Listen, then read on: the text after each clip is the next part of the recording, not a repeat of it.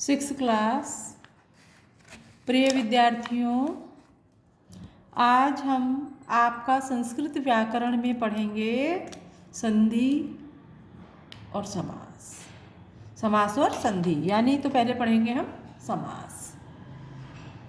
तो बच्चों, समास समास किसे कहते हैं? पहले हमें ये जानेंगे समास क्या होता है। यानी दो या दो से अधिक शब्दों से एक शब्द बनाने की क्रिया को समास कहते हैं, है ना। दो या दो से अधिक, यदि हम ज़्यादा बोलेंगे तो कई शब्द हमारे ऐसे होते हैं जो हम शॉर्ट में यानी छोटा करके उसको बोल लेते हैं। ज़्यादा लंबा करके बोलेंगे तो बोलने में भी हमें दिक्कत आएगी, लिखने में भी दिक्कत आती है, इसलिए उसको छोटा कर दिया जाता है। तो दो या दो से अधिक शब्दों से एक शब्द बनाने की जो क्रिया है उसको समास कहते हैं। जैसे इसमें है आपका है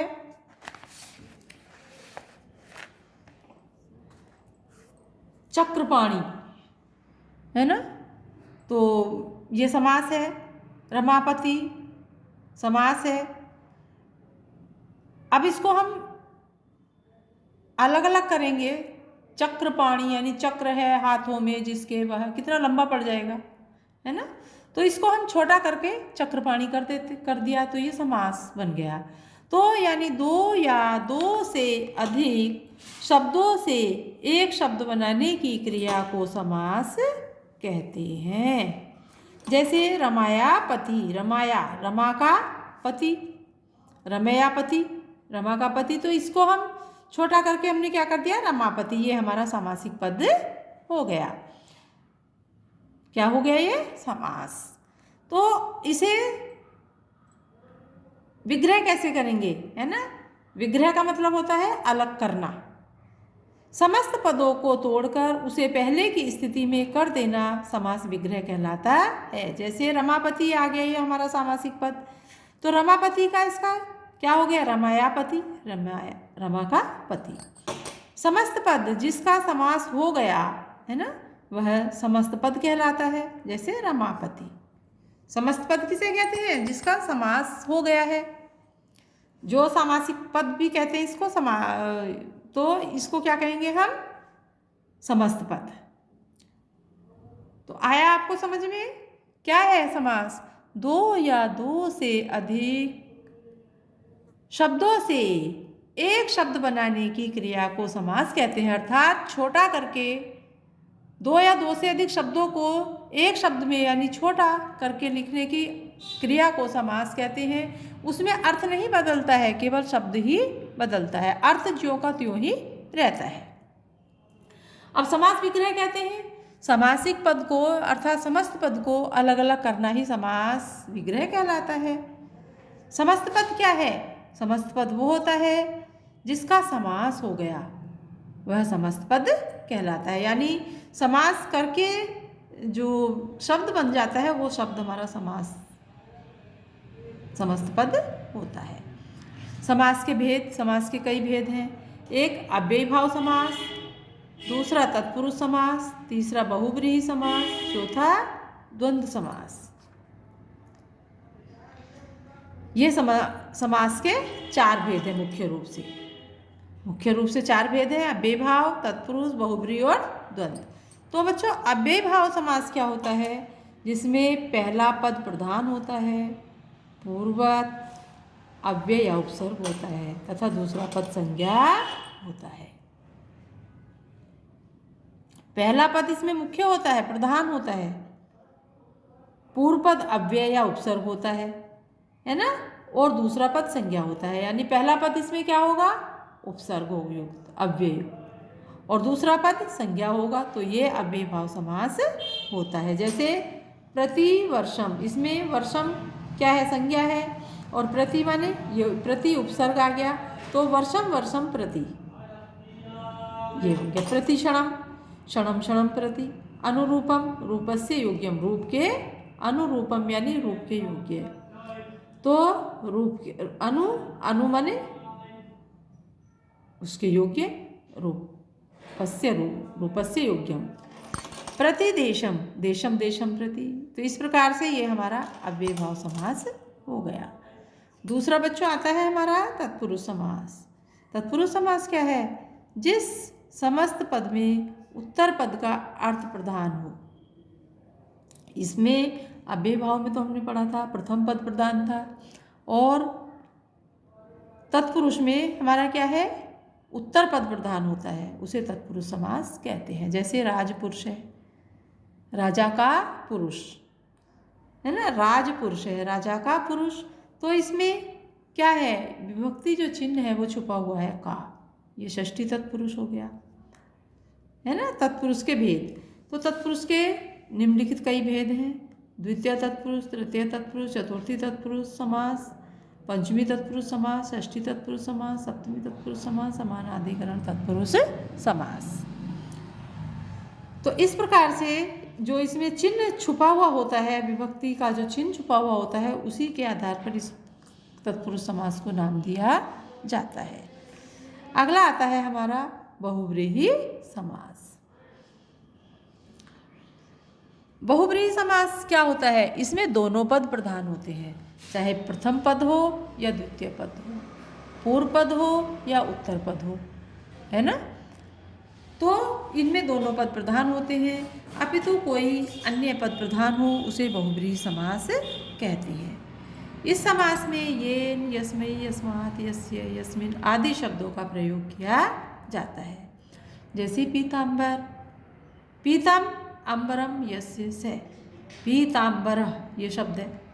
तो पीताम्बर, पीताम्बर का मतलब है पीले हैं वस्त्र जिसके वह, या जिसने पीले वस्त्र धारण कर रखे हैं वह। तो इसका विग्रह क्या होगा? पीतम अंबरम, पीतम अंबर यस्य से, अर्थात कौन हो गए? कृष्ण।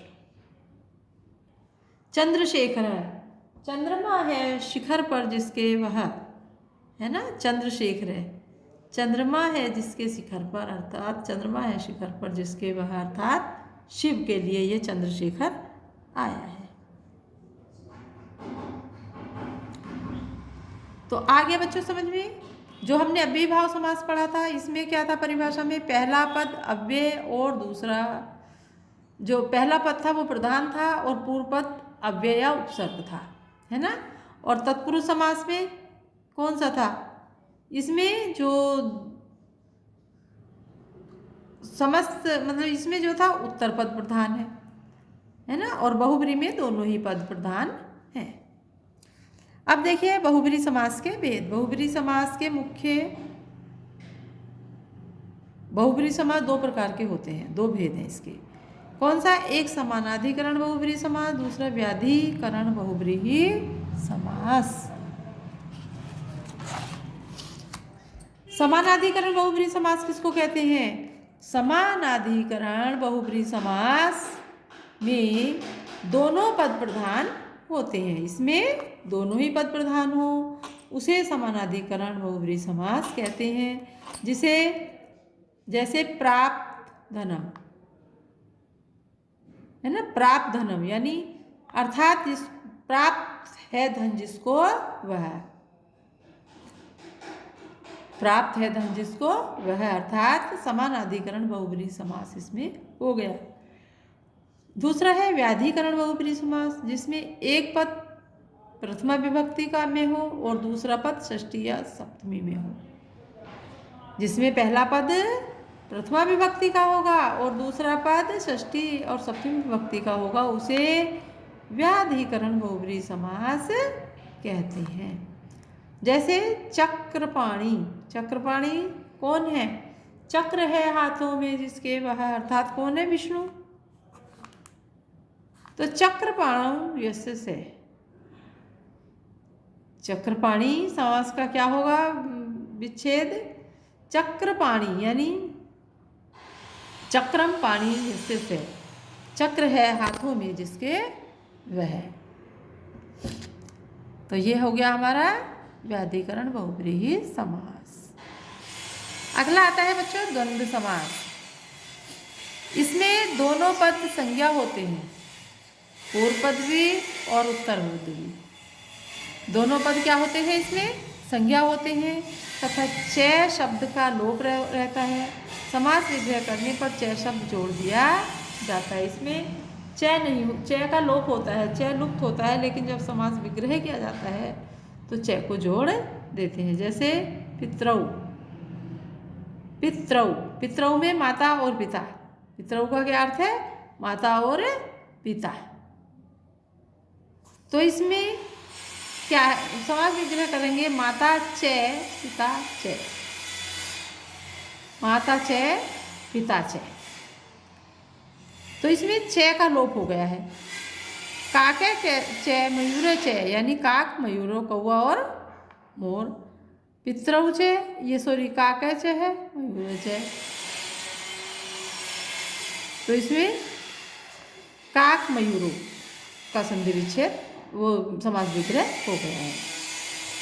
विशेष तत्पुरुष समास के दो भेद होते हैं, कर्मधारय और द्विगु। यानी दो समास और हैं, ये तत्पुरुष के दो भेद हैं, एक कर्मधारय है और एक द्विगु है। कर्मधारय किसे कहते हैं? जहाँ विशेषण और विशेष्य का अथवा उपमान और उपमेय का समास होता है, उसे कर्मधारय समास कहते हैं। जैसे नीलकमलम, नीलम चय तत्कमलम, नीलकमल का विग्रह होगा नीलम चय तत्कमलम, नीला है और यह है कमल। महाराजय,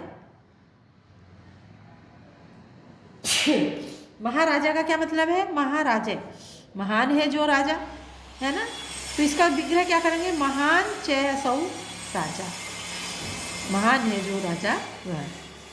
पुरुष सिंह है, पुरुष के समान सिंह, पुरुष के समान सिंह, पुरुष सिंह इव, इव माने समान, पुरुष के समान सिंह। मुख चंद्र है, चंद्रमा के समान मुख, चंद्रमा के समान मुख।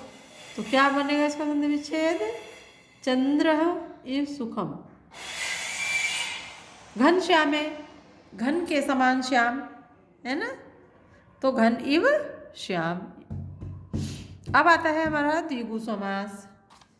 जब प्रथम पद संख्यावाची हो और समाहार का बोध हो तो उसे द्विगु समास समझना चाहिए। क्या होता है द्विगु समास में? इसमें प्रथम पद संख्यावाची होगा। संख्या जानते हो, 2 4 6 8, 1 2 3 4 है ना, संख्या होती है। तो इसमें प्रथम शब्द क्या होगा? संख्यावाची है और समाहार का बोध हो। समाहार मतलब एक समूह का बोध होता है, उसे द्विगु समास कहते हैं। जैसे अष्टाध्यायी, तो इसमें अष्ट क्या है? संख्या हो गई। अध्याय नाम समाहार है, यानी 8 अध्यायों का समूह, तो ये क्या हो गया? अष्टाध्यायी। त्रिलोकी, त्रि माने 3, लोकी माने संसार। क्या विग्रह होगा इसका? त्रणयाम लोकाम समाहारे इति, 3 लोकों का समूह। तो इसमें आपको दिख रहा है जो ये उदाहरण है हमारे पास, अष्टाध्यायी, त्रिलोकी, शताब्दी, त्रिभुवन। तो इसमें सब में संख्या आ रही है ना, इसलिए यहाँ पर द्विगु समास होगा। तो बच्चों ये आज आपने पढ़े अपने समास, इनको पढ़ लीजिए, याद कर लीजिए। समास किसे कहते हैं, समास के कितने भेद हैं, उनके विषय में जानकारी प्राप्त कीजिए। आप अपना पेज नंबर 18 पर फिर से पढ़ना और कल हम पढ़ेंगे संधि। धन्यवाद बच्चों।